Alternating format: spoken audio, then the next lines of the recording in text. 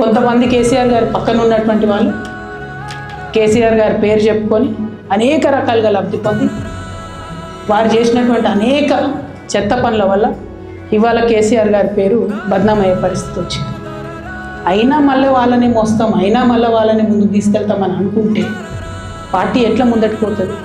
ఒక బిడ్డగా నిజంగా నేను బాధపడతాను. ఇవాళ 5 సంవత్సరాలు ఇరిగేషన్ మంత్రిగా చేసినటువంటి హరీష్ రావు గారిది మేజర్ పాత్ర లేదా దీంట్లో?